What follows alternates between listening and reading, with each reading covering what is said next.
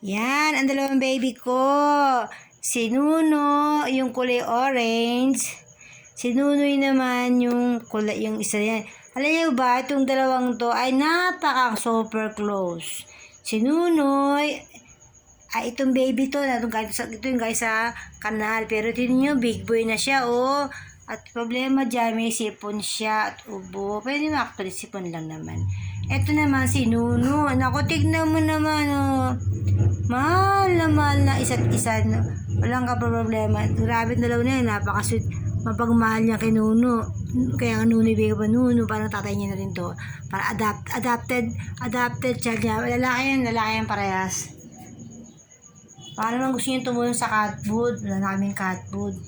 Ito yung yung may pinamig niya kasi may sakit, may sugat siya. So, ang problema, natapot namin. Ayaw niya inumin yung may pinamig niya ako nilagay, oh.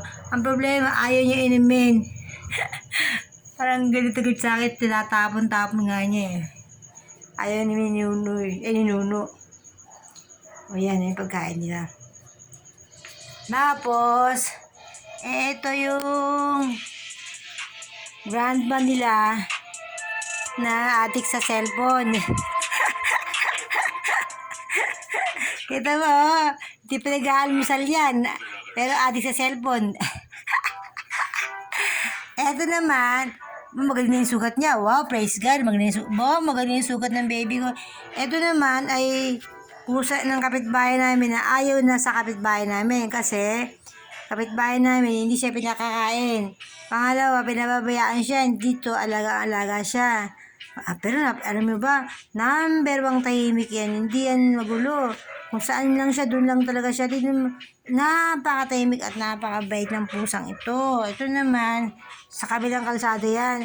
Ang problema, ayaw na umuwi doon. Sa akin na nag-stay. Yan, tignan mo. Nakuha ko yan, pilay yan. Ngayon, nakakalakad na siya. Awa ng Panginoon. O, ilan ba yan? Asan ba ba? Asan si Mo? Kangkang, where are you, Kangkang? Naku, isang pusa ko.